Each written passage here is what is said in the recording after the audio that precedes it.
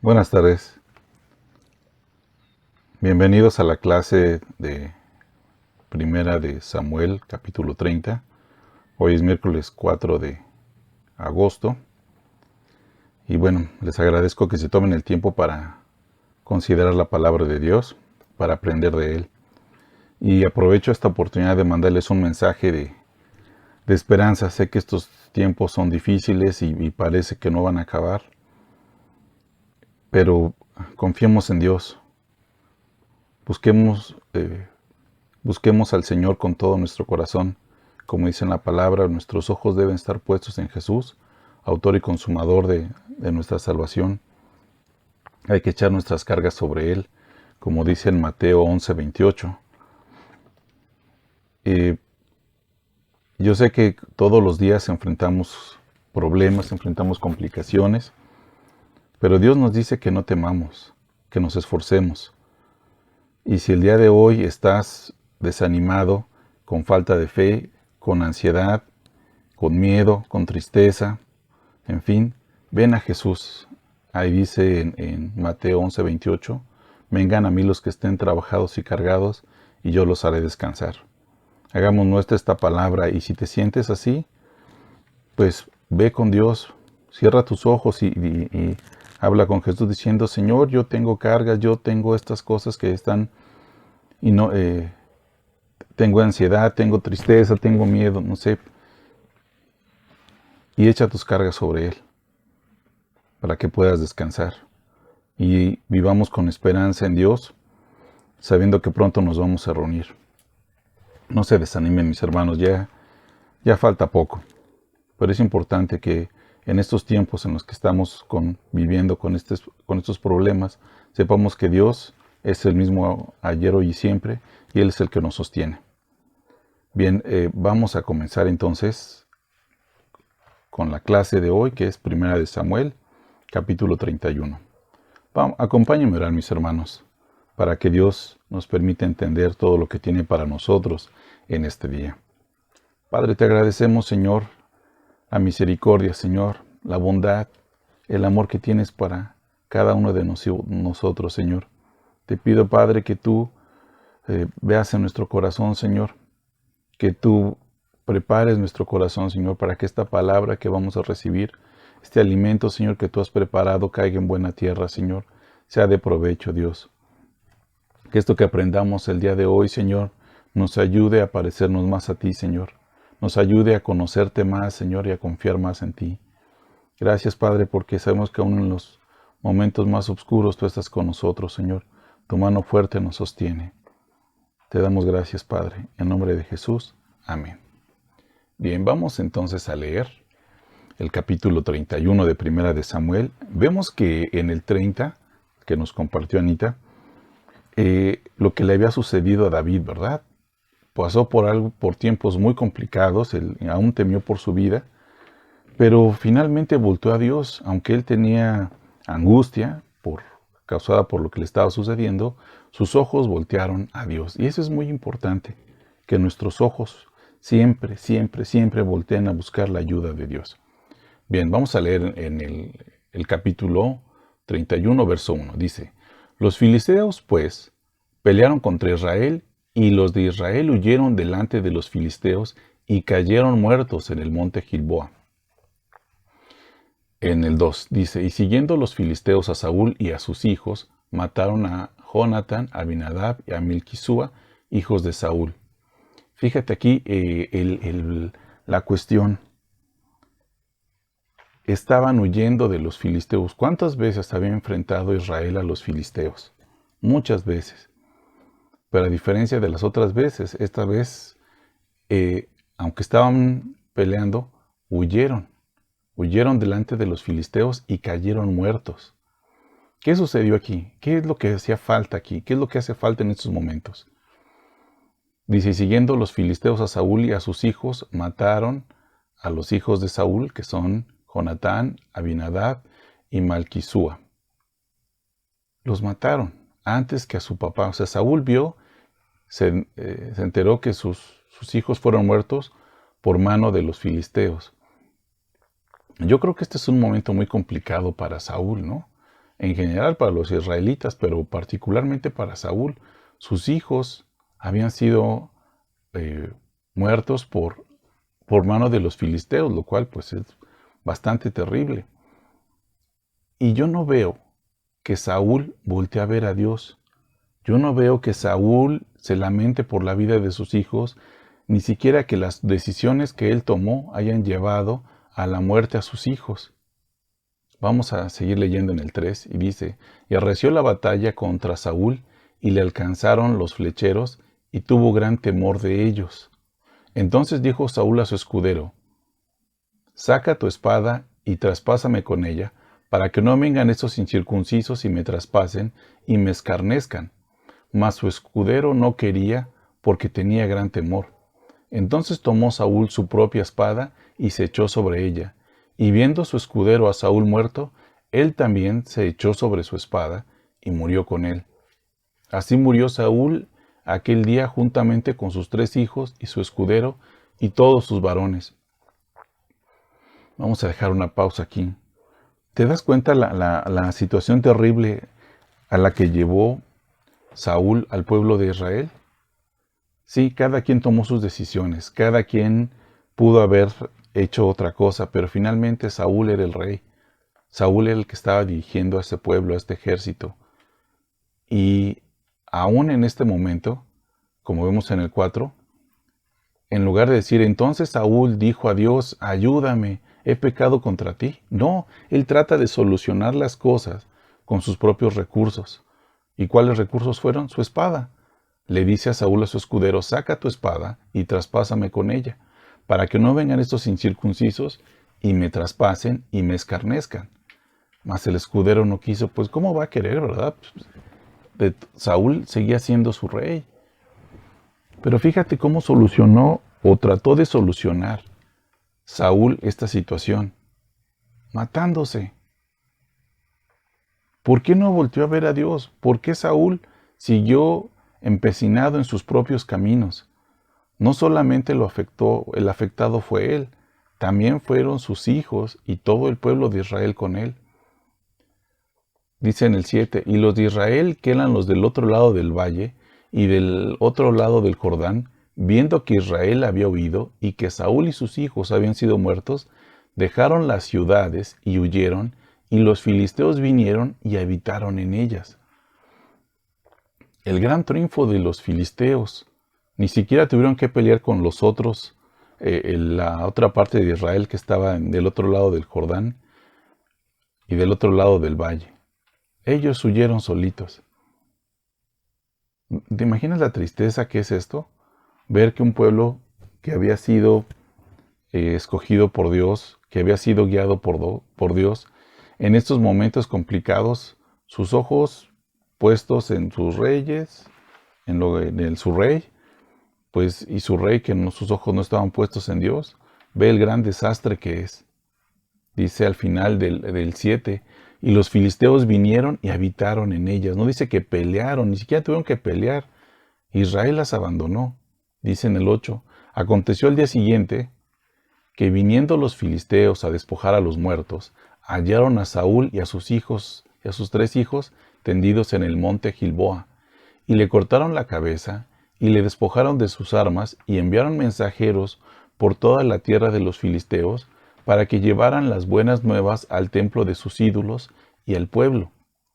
Y pusieron sus armas en el templo de Astarot y colgaron su cuerpo en el muro de Bet-San. Mas oyendo los de Jabes de Galaad que esto que los filisteos hicieron a Saúl, todos los hombres valientes se levantaron y anduvieron toda aquella noche y quitaron el cuerpo de Saúl y los cuerpos de sus hijos del muro de Bet-San y viniendo a Jabes, los quemaron allí y tomaron sus huesos y los sepultaron debajo de un árbol en Jabes y ayunaron 3 días.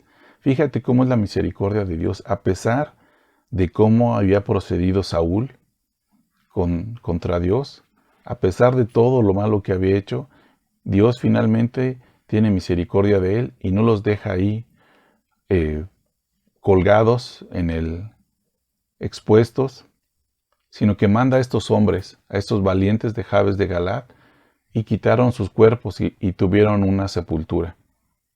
No las aves de los campos ni las bestias se comieron el cuerpo de Saúl y de sus hijos. Y esto aquí veo la mano de Dios teniendo misericordia. Entonces yo me pregunto esto, ¿por qué Saúl, viendo el poder de Dios en otros momentos de su vida, por qué no volteó a verlo en estos momentos tan terribles? Oye, están asesinando a tu propia familia. ¿Cómo es que no volteó a ver a Dios? ¿Cómo es que no volteó a pedirle ayuda? ¿Acaso estaría tan endurecido el corazón de Saúl que no pensó en Dios? Esa fue una prueba terrible para Israel. Momentos muy, muy tristes.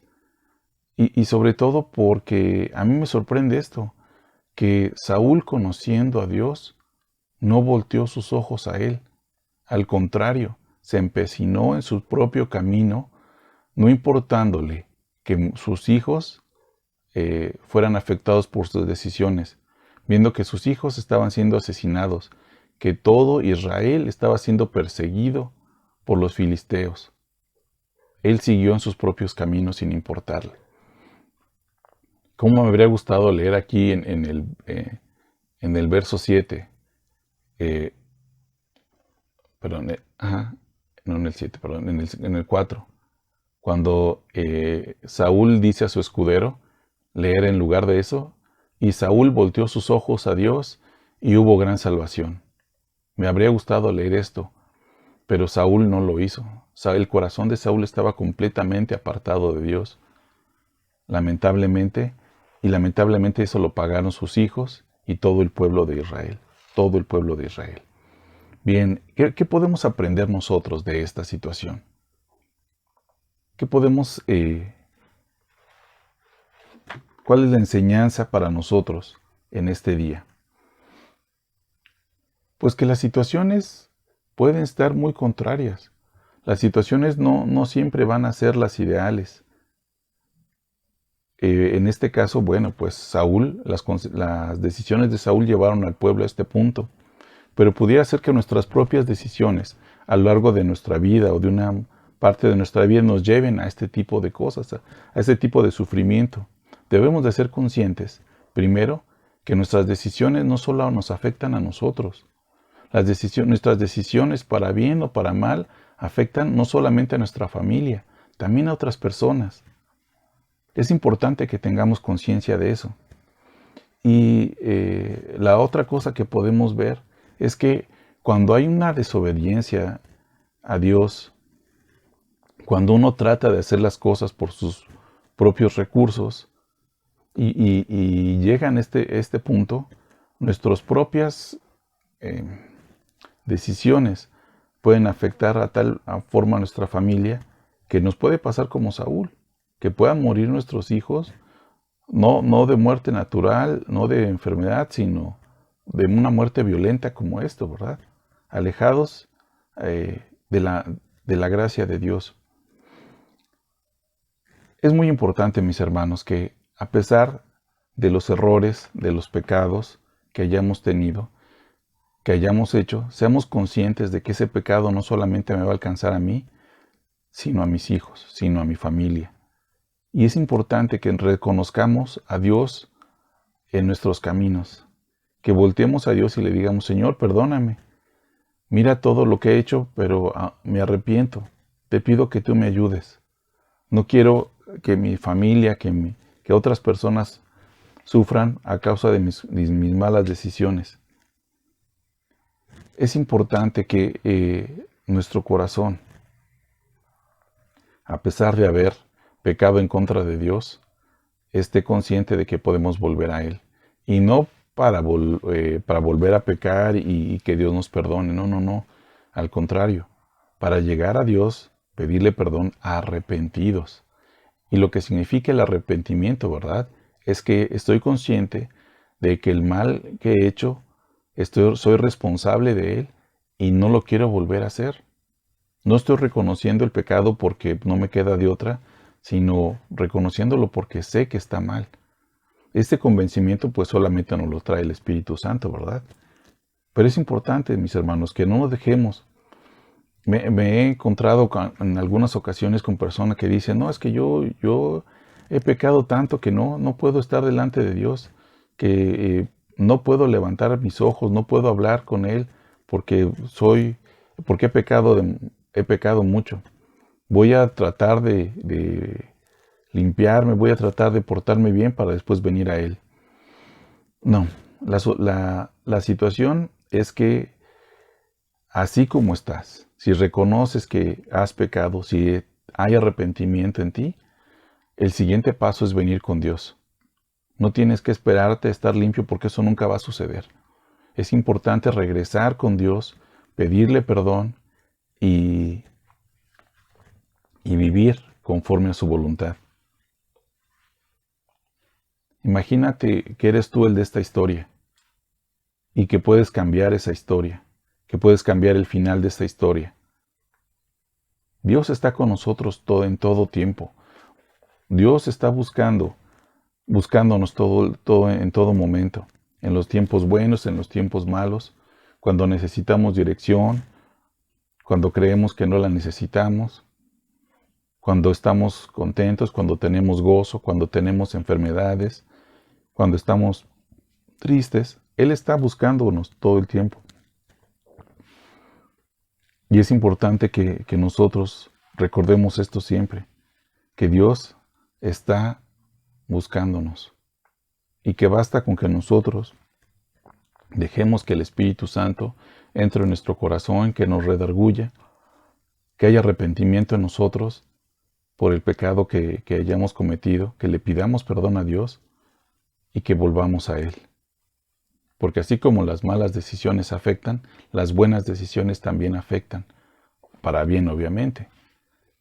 Entonces el mensaje de este día, de este miércoles 4 de agosto, que nos da Dios en 1 Samuel 31 es, no olvidemos que Dios está con nosotros. Sí, lamentablemente hemos tomado malas decisiones y probablemente lo sigamos haciendo, pero es importante que volteemos a ver a Dios para que no caigamos en los mismos pecados, que no caigamos en las mismas, tropecemos con las mismas piedras, sino al contrario, que vayamos con Dios para que Él vaya transformando nuestro corazón y nuestra vida. Porque es importante, mis hermanos, que nuestras decisiones no solo nos afectan a nosotros. Es muy importante eso, tenerlo en cuenta, que mis decisiones no solo me afectan a mí, afectan a los que están alrededor de mí. Bien, pues con esto terminamos el capítulo de hoy. Y bueno, les reitero el mensaje al principio de esta clase. Dios nos dice que no temamos y que nos esforcemos porque Él está con nosotros en cada momento. Así es que si tú sientes miedo, si sientes debilidad, si sientes ansiedad, voltea tus ojos a Él y pídele que te ayude. Bien, que Dios les bendiga.